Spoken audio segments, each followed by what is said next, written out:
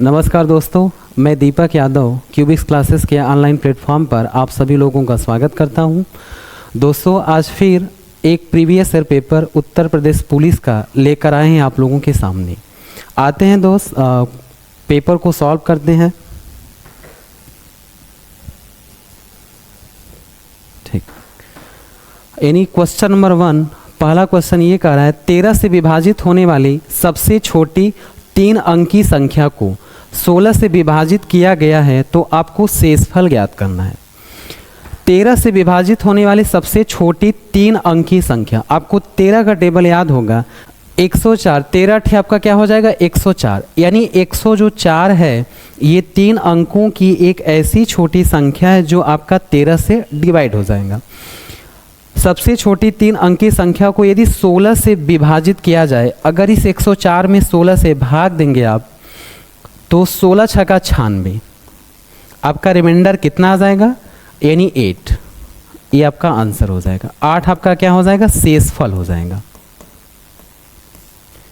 आपका 8 आंसर हो जाएगा। एक बार फिर से समझा देते हैं। बोला है 13 से विभाजित होने वाले सबसे छोटी 3 अंकी संख्या को 16 से विभाजित किया गया तो शेषफल क्या होगा। तो 13 से विभाजित होने वाले 3 अंकों की सबसे छोटी संख्या आपका 13 ठे 104 हो गया। इस 104 को 16 से भाग देंगे हम, 16 छक्का 96, 104 से 96 घटेगा आपका 8, रिमाइंडर आ जाएगा, यानी डी इज आपका राइट आंसर। अगला क्वेश्चन, क्वेश्चन नंबर 2, बोला है 6561 के वर्गमूल को ज्ञात करके इस संख्या को अपने वर्गमूल से विभाजित किया जाता है तो परिणाम आपको ज्ञात करना है। यानी 6561,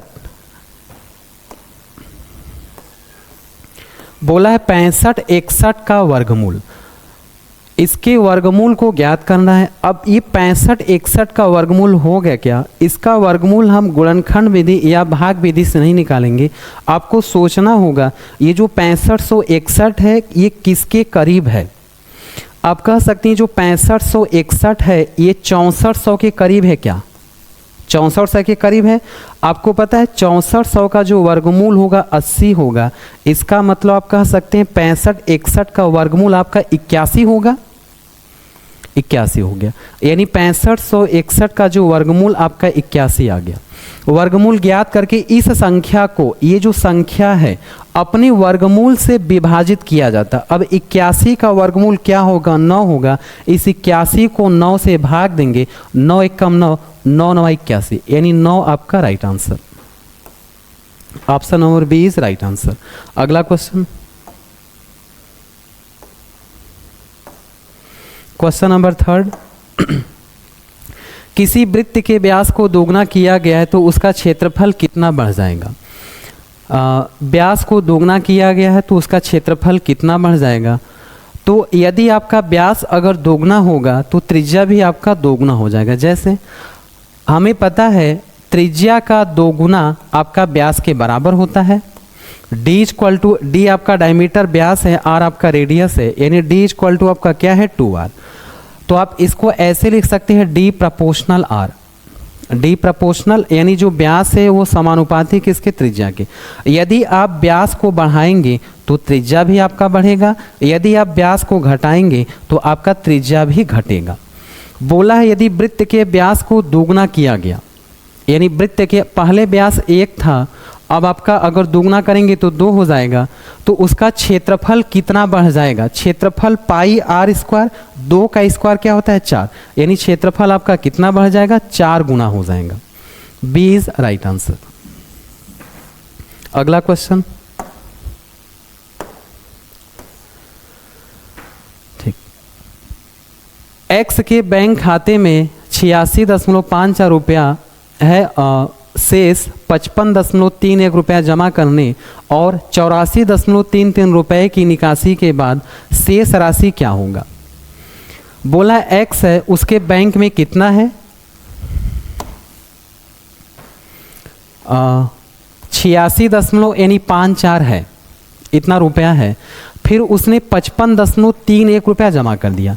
55 दशमलव यानी 31, इसको आप जब ऐड करेंगे 4 1 5 हो जाएगा, 5 3 8 हो जाएगा, 6 5 11 हो जाएगा, 8 5 13 1 यानी का 14 हो जाएगा।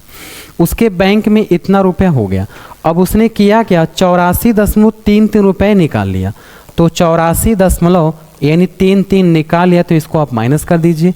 5 में से 3 जाएगा 2 आएगा, 8 में से 3 जाएगा 5 आ जाएगा, इधर आपका 1 से 4 जाएगा नहीं, हासिल लेगा 11 हो जाएगा, इधर आपका 7 हो जाएगा 13, 8 5 13 यानी 57.52 रुपया उसके शेष बचेगा। 57.52 यानी ए इज राइट आंसर। अगला क्वेश्चन,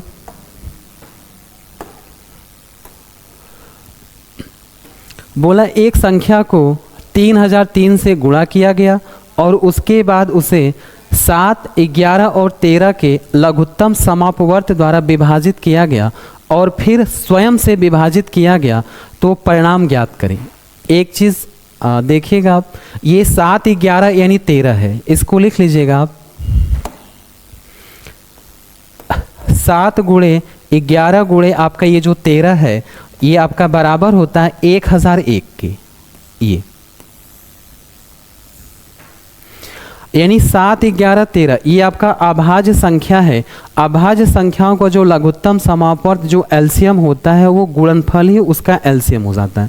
तो 7 गुणे 11 गुणे 13 आपका किसके बराबर है, 1001 के बराबर है।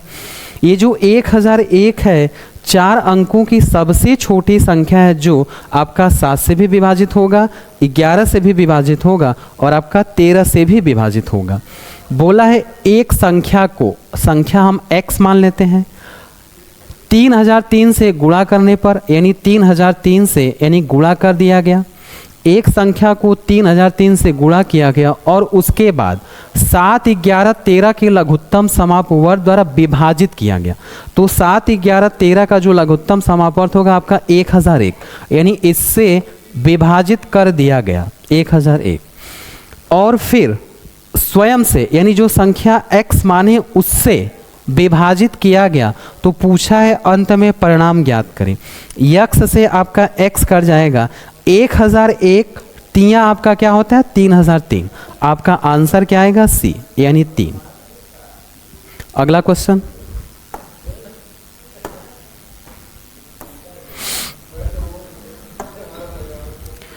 यदि 10x + 5 रेशियो दिया है 42x + 8, फिर आगे बोला है 5 संबंधी 8 का घनानुपात, तो x³ ज्ञात करें। एक चीज लिखिएगा आप, a संबंधी b का वर्गानुपात आपका a² रेशियो b² हो जाएगा, या आप a²/b² कह सकते हैं। दूसरा, a संबंधी b का वर्गमूलानुपात ये आपका √a संबंधी √b हो जाएगा। a संबंधी b का घनानुपात, ये जो आपसे बोला है यहाँ पर घनानुपात, ये होगा आपका a³/b³, ये वाला चीज। एक और होता है आपका a संबंधी b का घनमूलानुपात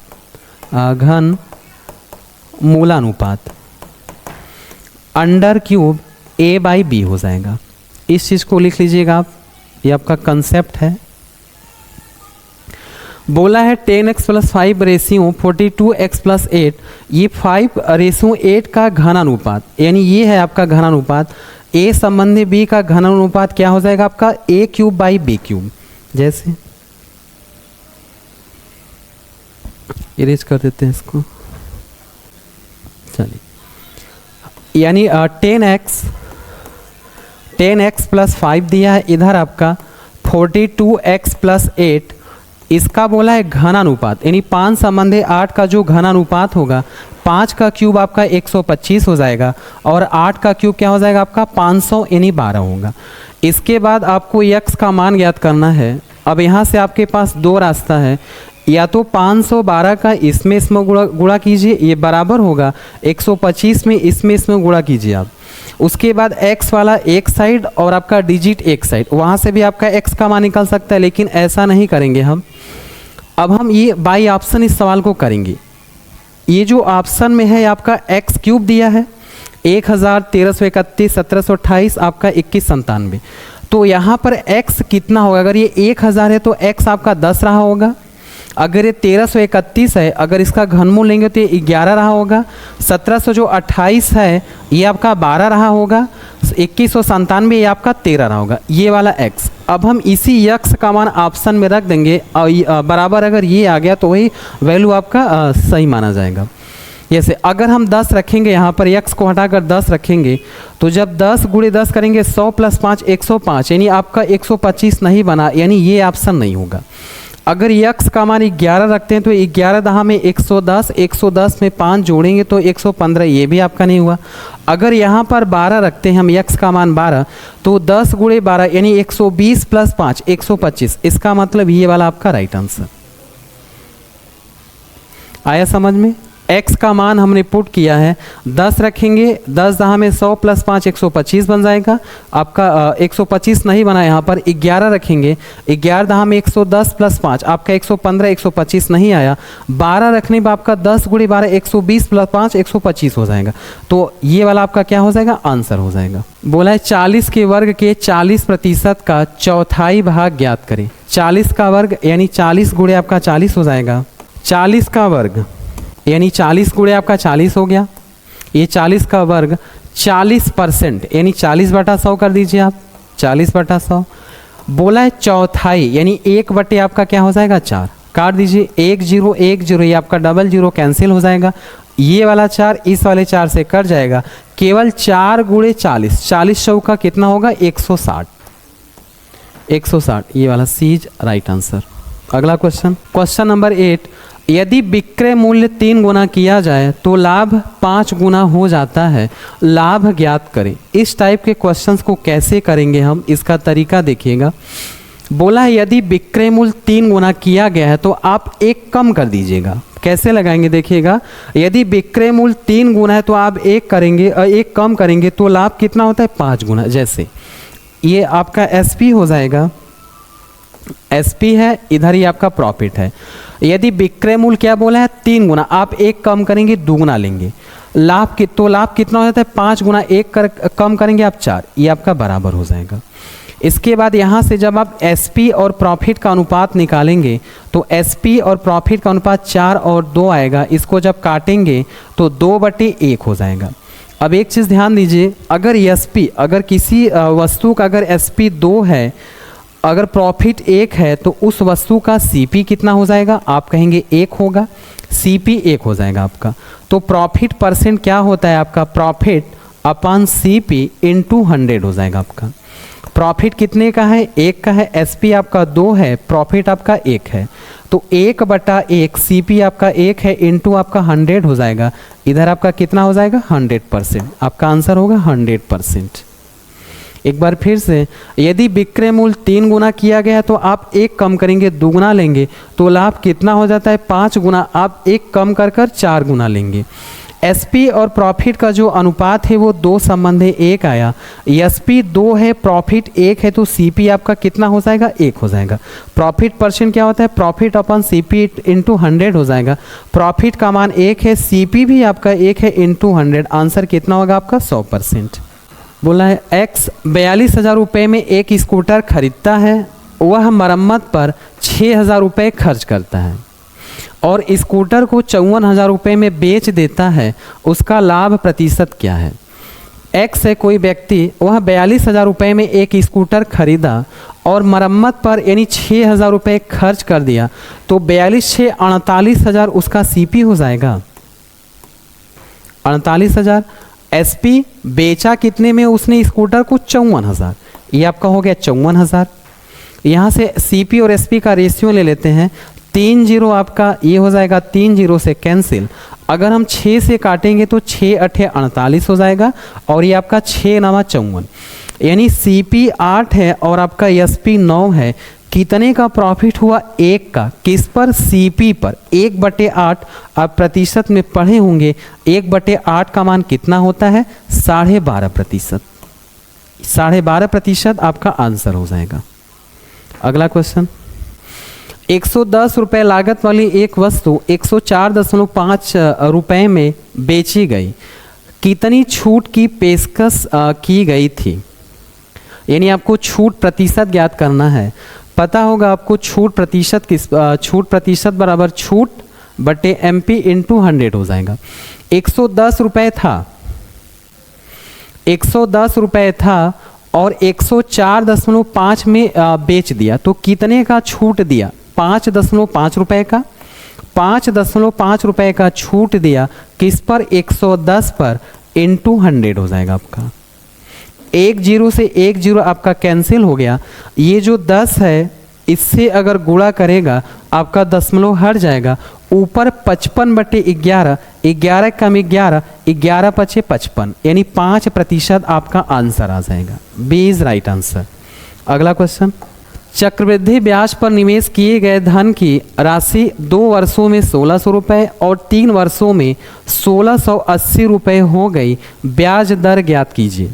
बोला है कि 2 वर्षों में 1600 रुपये, 2 वर्षों में कितना बोला है? 1600 रुपये, और 3 वर्षों में कितना बोला है? 1680 रुपये। तो ब्याज दर कितना होगा? ब्याज दर हमें ज्ञात करना है। ये 1600 रुपया है, ये आपका 1680, कितने का ब्याज मिला? 80 रुपये का ब्याज मिला। किस पर? 1600 रुपये पर, इंटू 100।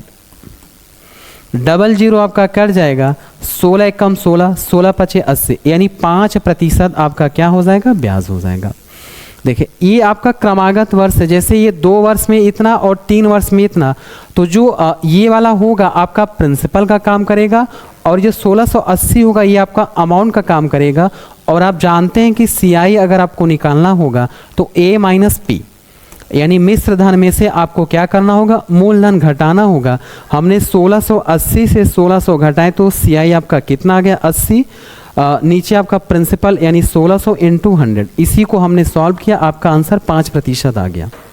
अगला क्वेश्चन, चक्रवृद्धि ब्याज पर निवेशित 25,000 रुपये की राशि 1 वर्ष में अर्धवार्षिक, इसको देखिएगा, बोला है 1 वर्ष में अर्धवार्षिक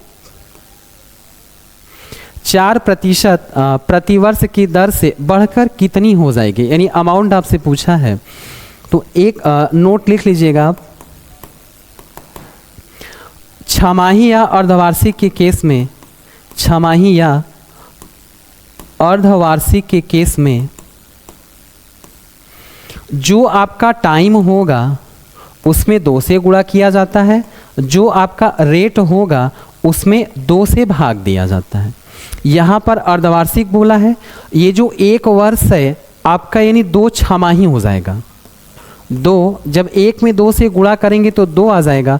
ये जो रेट आपका 4% है, यानी टाइम आपका ये हो जाएगा, जो रेट परसेंट होगा वो 4% बटे 2, यानी आपका रेट कितना आ जाएगा? 2%। ये आपका क्या होगा? छमाही।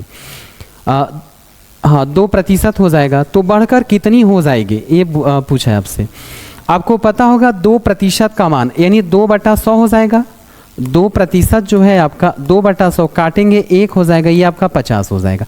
1/50, ये 50 आपका प्रिंसिपल है, 1 आपका CI है, तो अमाउंट आपका कितना हो जाएगा? 50 1 यानी का 51 हो जाएगा। तो प्रिंसिपल और अमाउंट का जो अनुपात होगा वह 50 से 51 होगा। हमें कितनी बार जाना है? 2 बार जाना है। ये आपका क्या हो जाएगा? 50 से यानी का 51 हो जाएगा। इधर आपका 50 यानी का 2500 हो जाएगा। इधर आपका 51 का स्क्वायर 2601 होता है। 51 का जब स्क्वायर करेंगे आप तो 2601 हो जाएगा। यदि प्रिंसिपल आपका 2500 है तो अमाउंट आपका 2601 है, लेकिन क्वेश्चन में प्रिंसिपल कितना दिया? आपका 25,000 दिया है। यानी आप कह सकते हैं इस 2500 का मान सवाल में कितना दिया है? 25,000 दिया है। 10 गुना पर है, तो जब आप इसका जब 10 गुना करेंगे तो आंसर आपका आएगा 26,010, यानी 26,010 रुपये। B is right answer. 26,10 ये आपका आंसर हो जाएगा। एक बार फिर से देख लेते हैं इसको। अगर अर्धवार्षिक बोलेगा तो टाइम में आपको 2 से गुणा करना पड़ेगा, क्योंकि 1 वर्ष में अगर छमाही बोलेगा तो 2 होता है, 2 छमाही, इसीलिए 2 से गुणा, और रेट में आपका 2 से भाग दे दिया जाता है। अब आपका टाइम ये वाला होगा 2 और रेट आपका 2% हो जाएगा। इस 2% को हमने तोड़ा, यानी 2/100 1/50, 50 आपका प्रिंसिपल होगा, 1 आपका CI होगा, तो अमाउंट कितना हो जाएगा 50 1 51। तो प्रिंसिपल और अमाउंट का अनुपात यानी 50:51, ये भी 50:51, इधर आपका 2 है इसीलिए आपको 2 बार जाना पड़ेगा। 50 × 50 आपका 2500 हो जाएगा, 51 × 51 आपका 2601 हो जाएगा।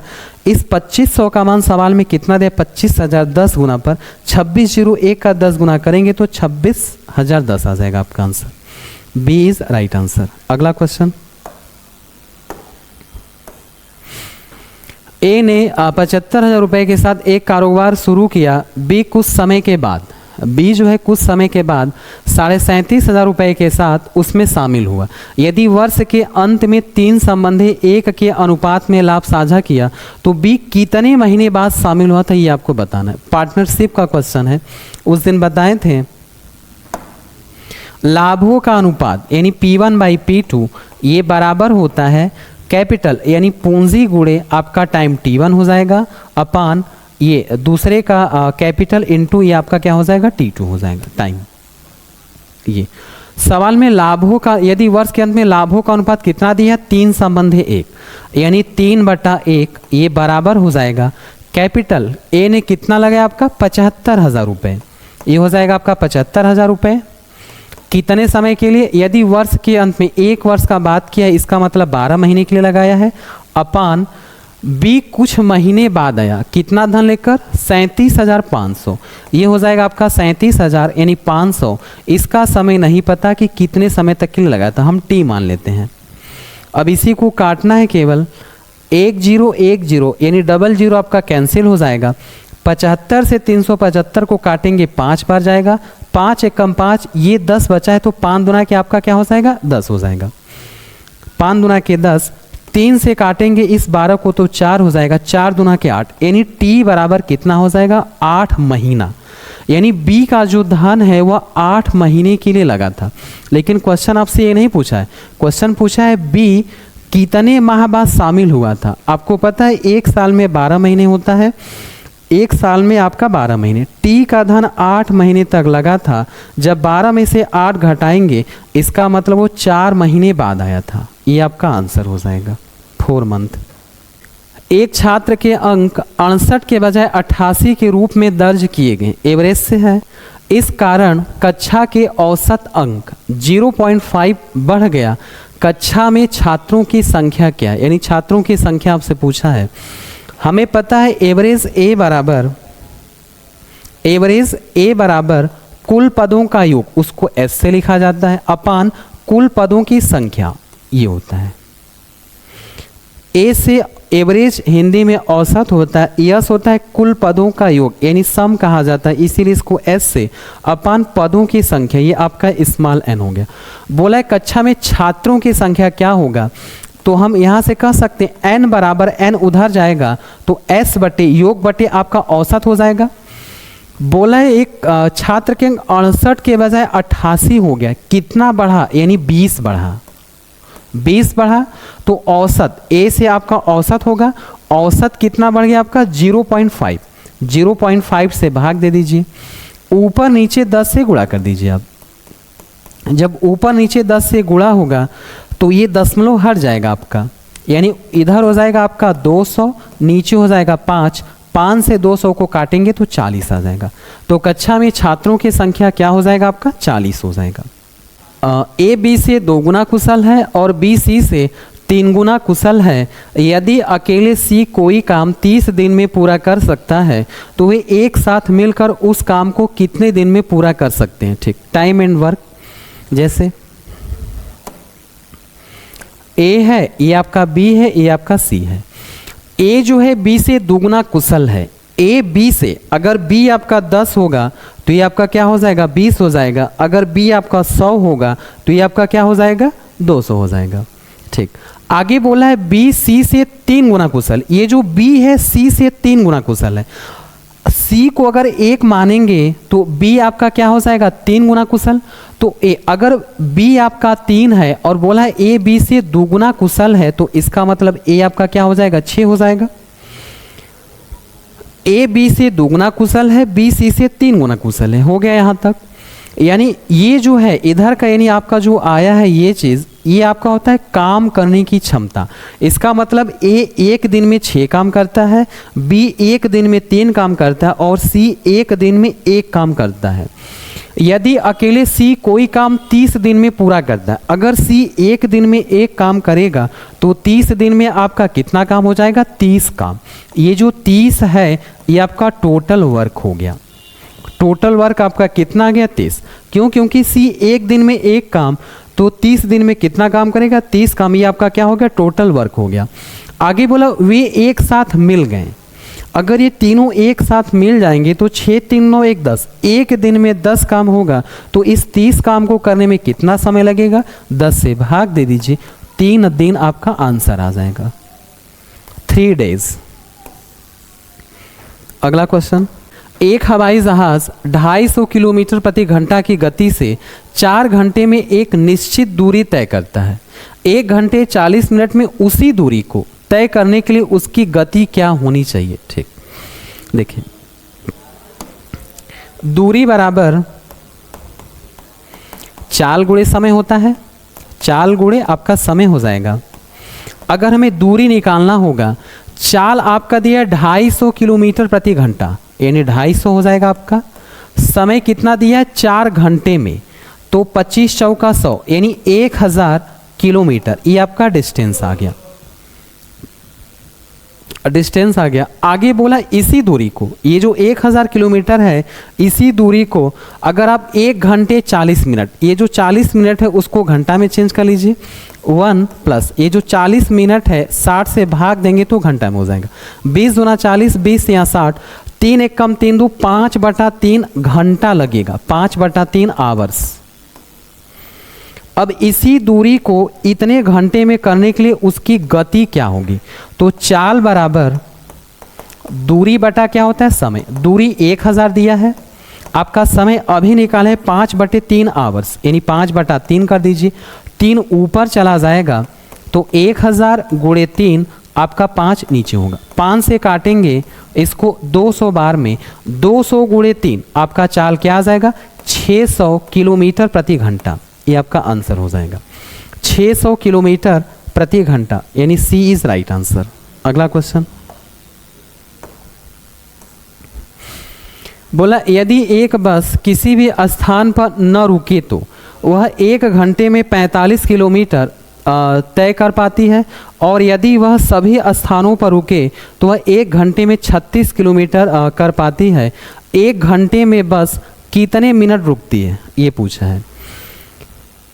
चाल बराबर आपको पता है दूरी बटा समय। अगर 1 घंटे में 45 किलोमीटर जा रही है तो इसका मतलब इसका जो स्पीड रहा होगा वह 45 किलोमीटर प्रति घंटा रहा होगा, यानी 45 किलोमीटर यानी प्रति घंटा रहा होगा।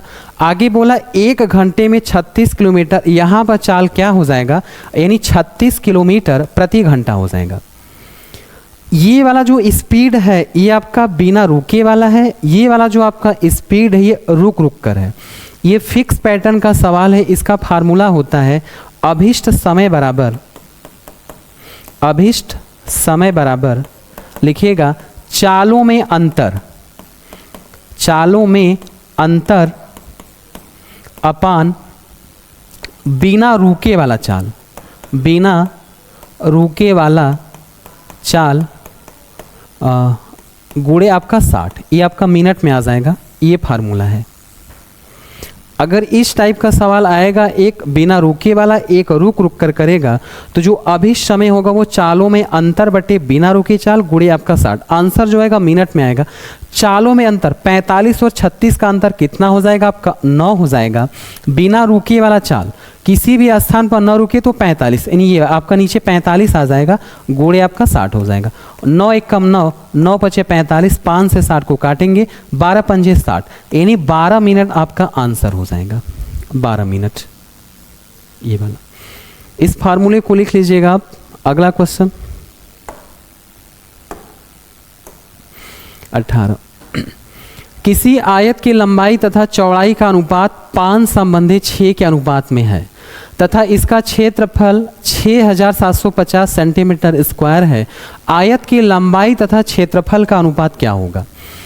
लिख लीजिएगा, आयत का क्षेत्रफल, आयत का क्षेत्रफल क्या होता है? लंबाई गुणे चौड़ाई, ये होता है फार्मूला आयत का क्षेत्रफल का, लंबाई गुणे चौड़ाई। पूछा आयत की लंबाई तथा क्षेत्रफल का अनुपात क्या होगा, यानी ये जो ऑप्शन में है ये लंबाई और क्षेत्रफल का अनुपात दिया है, लंबाई और क्षेत्रफल का अनुपात दिया है। इस सवाल को भी हम बाई ऑप्शन ही करेंगे। बोला है ये लंबाई दिया है, ये आपका चौड़ाई दिया है, तो यदि लंबाई आपका 5 यूनिट है, चौड़ाई आपका 6 यूनिट है, तो आपका क्षेत्रफल कितना हो जाएगा? 6 पंजे 30, क्षेत्रफल आपका कितना होगा? 30 यूनिट। अब हम देखेंगे क्षेत्रफल में जो ऑप्शन आपका 30 से कट जाएगा वही आपका आंसर होगा। क्या 80 30 से कटेगा? नहीं कटेगा। क्या 84 30 से कटेगा? नहीं कटेगा। क्या 100 30 से कटेगा? नहीं कटेगा। क्या 90 आपका 30 से कटेगा? हाँ, 90 में यानी 30 से भाग चला जाएगा, 30 या 90, यानी डी आपका क्या हो जाएगा? आंसर हो जाएगा। इस सवाल को बाई ऑप्शन। अगर मेथड से तरीके से करना चाहेंगे तब कैसे करेंगे? बोला है लंबाई और चौड़ाई दिया है आपका 5 संबंधित 6, यानी लंबाई को 5x मानेंगे आप, चौड़ाई आपका क्या हो जाएगा? 6x हो जाएगा। आयत का क्षेत्रफल कितना दिया है? 6750, यानी 5x गुणे ये आपका 6x बराबर कितना हो जाएगा? 6 7 यानी 50 हो जाएगा।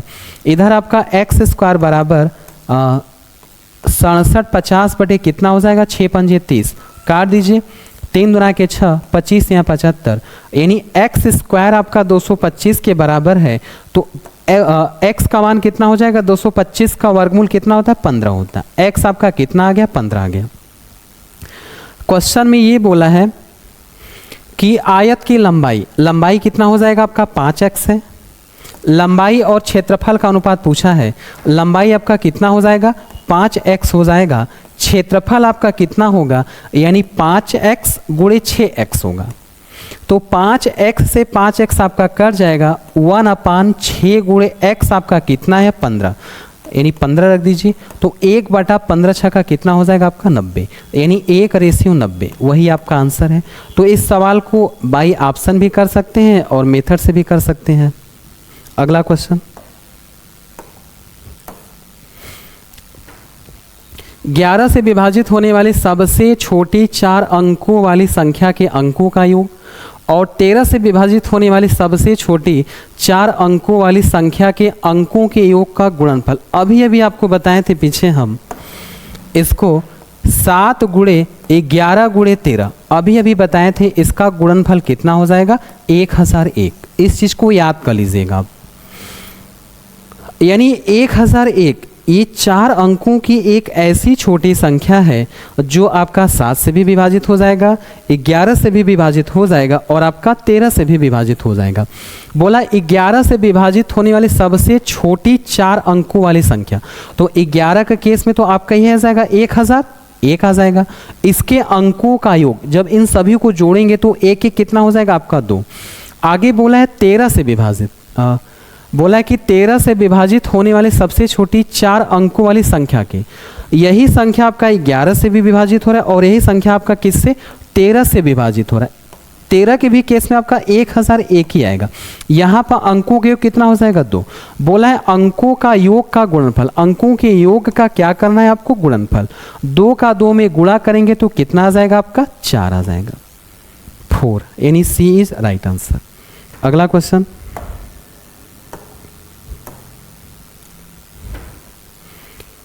ठीक, ये ग्राफ से है आपका। एक महिला ने वजन कम करने के लिए 6 माह के एक प्रोग्राम में भाग लिया है। प्रोग्राम शुरू करने से पहले उसका वजन 100 किग्रा था। प्रोग्राम शुरू करने से पहले महिला का वजन कितना था? 100 केजी था। रेखा आरेख प्रत्येक माह के अंत में किग्रा में उसके वजन को दिखाता है। ठीक, पिछले माह की तुलना में कितने माह में उसका वजन, बोला है कम होने की बजाय उसका वजन क्या हुआ है? बढ़ा है। पिछले महीने की तुलना में भी बताना है कि वजन कम होने की बजाय उसका वजन क्या हो गया? बढ़ गया। इधर आपका 93 है, ये आपका 87 है, इधर आपका 89 है, ये आपका 78 है, ये आपका 82 है, इधर आपका 75 है। अगर हम पहले माह में देखें, वजन 100 किलो था, 93 हो गया, यानी घट गया, ये ठीक है। अगर हम दूसरे माह में देखें तो वजन 87, यानी पहले माह में 93 था, अब आपका इसका वजन कितना 87, यानी घटा है, वजन कम हुआ है। अगर हम तीसरे माह की बात करें हम, तो तीसरे माह में 89 हो गया, यानी 87 से क्या हो गया 89, यानी यहाँ पर वजन क्या हुआ है आपका बढ़ा है, ये वाला वजन आपका क्या हुआ बढ़ गया, एक आपका यहाँ मिल गया। अगर हम चौथे महीने की बात करें हम, तो चौथे महीने में 89 से 78, यहाँ पर वजन ये घटा है। अगर पाँचवें महीने की बात करें हम, तो 78 से 82, यानी यहाँ वजन बढ़ गया है, 112 आपका मिल गया। अगर हम छठे महीने की बात करें तो 82 से क्या हुआ 75, यानी यहाँ भी आपका घटा है। यानी दो ऐसा मंथ है, एक तीसरा महीना और एक आपका जो है पाँचवा महीना, यहाँ पर वज़न कम होने की बजाय क्या हो गया बढ़ गया है, यानी एक और एक आपका 2 मंथ। आपका ये 2 आंसर हो जाएगा। ठीक, आज इतना ही, मिलते हैं नेक्स्ट वीडियो में इसी टाइप का प्रीवियस ईयर पेपर लेकर।